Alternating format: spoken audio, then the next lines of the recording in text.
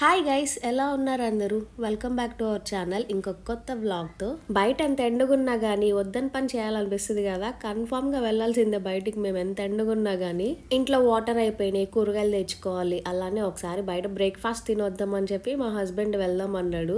ఎవరైనా ఇంత ఎండలో ఇంత ఫుల్ బ్లాక్ వేస్తారా? అది మా హస్బెండ్ మాత్రమే వేస్తాడు. తనకి ఇదొక డ్రెస్ కోడ్. ఎవరు చెప్పినా కానీ వినడు. షెల్ఫ్ నిండా చాలానే ఉన్నాయి, బట్టలు షర్ట్లు అన్నీ ఉన్నాయి, కానీ ఈ బ్లాక్ టీ షర్ట్స్, ఈ బ్లాక్ జీన్సే ఫేవరెట్. ఎంత మార్చుకోమన్నా కానీ మార్చుకోడు. కావాలంటే నేను ఒకసారి షెల్ఫ్ లో ఎన్ని ఉన్నాయో చూపిస్తా. దానికి దూరం నుండి చూసి డాంకీ ఉంది కదా పక్కన, ఇది కూడా డాంకీ అయి ఉంటది అనుకుంటే దగ్గరికి వెళ్ళి చూసేసరికి హార్స్ రోడ్డు మీద భలే పరిగెత్తుతుంది. అలా బ్రేక్ఫాస్ట్ తినేసి ఇంకా కూరగాయల కోసం అని వెళ్ళాము. బ్రేక్ఫాస్ట్ ఎక్కడ తిన్నాము అనేది ఒక షార్ట్ కూడా పెట్టాను, చూడండి. చీరాల నుండి ఎవరైనా చూస్తే కమెంట్స్ పెట్టమన్నాను, కొంతమంది పెట్టారు. ఇంకా ఇంటికి వచ్చాక ఒక పక్క లంచ్ ప్రిపేర్ చేస్తా, కబోర్డ్స్ సర్దుతున్నాను. ఓపెన్ చేసి చూసేసరికి శారీస్ ఎన్నో ఉన్నాయి అన్నట్టు ఉంటది, కానీ లెక్క పెడితే అసలు 10 లోపే ఉన్నాయి. శారీస్ అన్ని స్టోరేజ్ చేసుకోవడానికి కానీ ఒక 3 బ్యాగ్స్ తీసుకున్నాను. సెట్ ఆఫ్ 3 వచ్చినాయి. నేను ఫ్లిప్కార్ట్ లో తీసుకున్నట్టున్నాను, ప్రైస్ తక్కువకే వచ్చినాయి. కానీ అందులో పెట్టకుండా నేను ఎక్కడ పడితే అక్కడ పెట్టేస్తున్నాను. శారీస్ ఒక్కొక్క శారీ ఒక్కొక్క దగ్గర ఉంది, అందుకే నాకు షెల్ఫ్ నిండా ఇవన్నీ ఎక్కడ పడితే అక్కడ ఉన్నాయి. అసలు డ్రెస్సులు కూడా ఎటు పడితే అటు ఉన్నాయి అని చెప్పి నీట్ గా సెట్ చేద్దాం కబోర్డ్స్ అన్ని అని ఇంకా ఈ రోజు పెట్టుకున్నాను. అలానే రీసెంట్ గా కొత్త శారీస్ తీసుకున్నాను, చూపించాను కదా. ఆ శారీస్ కూడా కుట్టించేయి ఉన్నాయి, మిషన్ దగ్గర ఇవ్వాల్సినవి. చూస్తున్నాను బ్లౌజులు, ఇందో బ్లౌజులు సెట్ అవుతాయా లేకపోతే వేరే బ్లౌజ్ పీస్లు ఏమైనా తీసుకొని కుట్టిద్దామా, స్టైల్ చేద్దామా అని ప్లాన్ చేస్తున్నాను. నేను ఎప్పుడు శారీలో ఉన్న బ్లౌజ్ పీసెసే కుట్టిస్తాను, కానీ ఈ బ్లాక్ శారీకి మాత్రం ఇందులో ఉన్న బ్లౌజ్ పీస్ కుట్టికూడదని నేను వేరే ప్లాన్ వేసాను. అవన్నీ నేను షార్ట్స్ లో షేర్ చేస్తాను, ఎలాంటి బ్లౌజెస్ తీసుకున్నానని. ఇంకా వేరే వేరే శారీస్ కూడా లూజ్ అయిన ఉన్నాయి బ్లౌజెస్, అవన్నీ కూడా ఫిట్టింగ్ చేయించాలని ఇంకా చూసుకుంటున్నాను. శారీస్ కూడా ఐరన్ కి ఇచ్చే ఉన్నాయి. మళ్ళీ శ్రీరామనవమి కూడా వస్తుంది కదా, శారీ కట్టుకుందామని ఏ శారీ బాగుంటుందా అని చూసుకుంటున్నాను. ఇంకా అన్ని తీసి పక్కన పెట్టేసి షెల్ఫ్ లో ఒక్కోటి పెడుతున్నాను.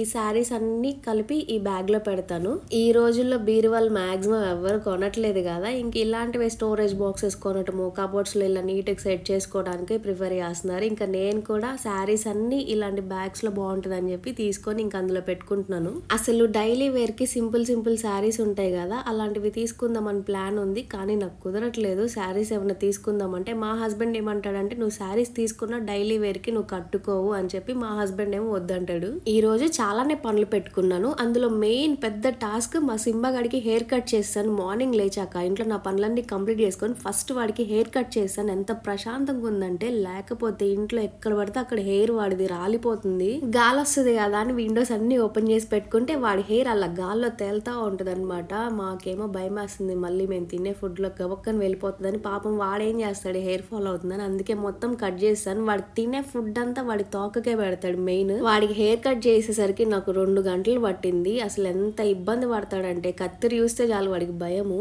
ఈ శారీ నా ఫేవరెట్ పట్టు చీర ఇది. దీనికి మగ్గం వర్క్ అన్ని చేయించి బ్లౌజ్ చాలా బాగా స్టిచ్ చేయించుకున్నాను. నా పెళ్ళైన స్టార్టింగ్ లో తీసుకున్న శారీ ఇది. 2 సార్లు కట్టుకున్నాను, అంతే పక్కన పెట్టేశాను. ఎలా ఫోల్డ్ చేసింది అంతే ఉంది. చూసినా మళ్ళీ ఏమన్నా అయిందా లేదా అని చెప్పి చెక్ చేస్తున్నాను బ్లౌజ్ ఎలా ఉందని. బ్లౌజ్ కూడా కొంచెం తగ్గితే చాలు ఈ శారీ మళ్ళీ కట్టుకోవచ్చు నేను. మా హస్బెండ్ ఓ పక్క నుండి చెప్తున్నాడు, నాకు ఇంకా కోపం రావాలి, నేను ఇంకా బాగా వర్కౌట్స్ చేస్తా అని చెప్పి. చూసావా పాత బట్టలన్నీ నువ్వు ఎలా పక్కన పెట్టుకున్నావో ఒక్కటి కూడా వేసుకోలేకపోతున్నావు, అలా ఉంటది అని చెప్పి నన్ను ఇంకా మోటివేట్ చేయటానికని ఇంకా రెచ్చగొడుతుంది నన్ను. మొత్తానికి మా సింబాగడి తోక ఇంత బుడ్డదైంది, ఎలుక తోకలాగా. వాడికి కట్ చేసేసరికి హ్యాపీగా ఉన్నట్టుంది. తోక కట్ చేస్తుంటే మాత్రం నీట్ గా హాయిగా కట్ చేయించుకున్నాడు. నేనేమో వాకింగ్కి వెళ్ళిపోతే మా హస్బెండ్ ఏమో షాప్ లో కూర్చున్నాడు.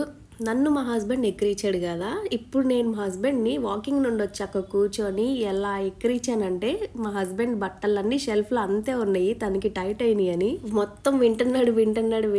ఇంకా సైలెంట్ కూర్చొని బాగా ఆలోచించినట్టున్నాడు. ఇంకా బయటికి వెళ్ళాక ఫస్ట్ స్టిక్ కొనాల్సిందే అని ఫిక్స్ అయిపోయి వచ్చాడు. ఇంట్లో ఎక్సర్సైజ్ చేసుకుందాం, నాతో పాటు నువ్వు కూడా చెయ్యి, ఇద్దరం కాంపిటీషన్ పెట్టుకుందాం అని. చాలానే షర్ట్స్ ఉన్నాయి, నీకు అవసరమా, స్టార్ట్ చేయొచ్చు కదా, కొంచెమే కదా నువ్వు తగ్గాల్సిందే అని చెప్పి అలా మోటివేట్ చేస్తే కాస్త ఇంకా మైండ్ లోకి బాగా ఎక్కినట్టుంది. ఇంకా బయటికి వెళ్ళిన వెంటనే ఫస్ట్ స్టిక్ కొనాల్సిందే అని ఇంకా తీసుకున్నాం. బయటికి వెళ్ళి ఇంటికి వచ్చాక నైట్ 11 కి స్టార్ట్ చేసాడు అనమాట ఎక్సర్సైజెస్. ఇంకా నాతో పాటు కూడా చేయించాడు. ఇద్దరం ఎలా ఉంటుందో చేద్దాం అని చెప్పి. ఇంకా నాకన్నా ఎక్కువ నువ్వే చేస్తున్నావు, ఎందుకంటే ఈ మధ్య నువ్వు బాగా జిమ్కి వెళ్ళి వర్కౌట్ చేసావు కదా, నాకైతే స్టామినా అయిపోయింది, ఇంకా స్టార్ట్ చేద్దాం ఇద్దరం అని చెప్పి ఇంకా అలా ఫిక్స్ అయ్యాము. ఒకప్పుడు మా హస్బెండ్ వర్కౌట్స్ చేస్తుంటే నాకు అస్సలు నా వల్ల కాదు, నేను చేయలేను కూడా, నువ్వు బాగా హెవీగా చేసినావు అని చెప్పి చెప్పి కూర్చున్నాను పక్కకు వెళ్ళి, ఎంత తిడుతున్నా కానీ పట్టించుకోకుండా. అదే ఈ రోజు మా హస్బెండ్ నన్ను చూసి ఇప్పుడు నాకు బాగా సపోర్ట్ ఇస్తావులే వర్కౌట్స్ చేసేటప్పుడు, నేను చేయను అనకుండా నేను కూడా మంచిగా చేసుకోవచ్చులే వర్కౌట్స్, ఇద్దరం చేసుకుందాం అని చెప్పి ఇంకా అలా కర్ర అవన్నీ తెచ్చుకున్నాము. మళ్ళీ డంబెల్స్ అవి కూడా ఆర్డర్ పెట్టుకుందాం అనుకుంటున్నాము. మన యూట్యూబ్ ఫ్యామిలీ మెంబర్ రోడ్ మీద సైకిల్ మీద అలా స్టంటిల్ చేస్తా ఉంటే మాట్లాడుకుంటా ఉన్నాము. వెనక్కి తిరిగి చూస్తున్నాడు. అంటే ఇంకా మా హస్బెండ్ కూడా చెప్పాడు, మన షాప్కి వచ్చి కూడా కూర్చున్నాడు ఒక రోజు చాలాసేపు, మన వీడియోస్ చూస్తాడంట అని చెప్పేసరికి ఇంకా నేను పలకరిస్తున్నాను ఫస్ట్ టైం వాడిని చూడటము. ఇంకా ఇంటికి వచ్చామంటే ఈవినింగ్ టైం వీడితో కాసేపు అలా డిస్కషన్ పడతానే ఉంటుంది రోజు. మాకు ఏదోటి అడుగుతూ ఉంటాడు, మేము ఏదోటి చెప్తా ఉంటాము. ఇప్పుడు ఈ స్టిక్ చూసి ఎందుకు తెచ్చారు అంటే నేనేమో అన్నను కొట్టడానికి రా, నా మాట వినట్లేదు అంటే చెప్పక్క అంటున్నాడు. మాతో పాటు కాసేపు అలా కూర్చుందామని ఉంటది. వాడికేమో పైకి వచ్చి, కాకపోతే సింబాగాడేమో అరుస్తా ఉంటాడు. ఇంకా అలవాటు చేసుకోవాలి కదా ఎవరైనా కానీ.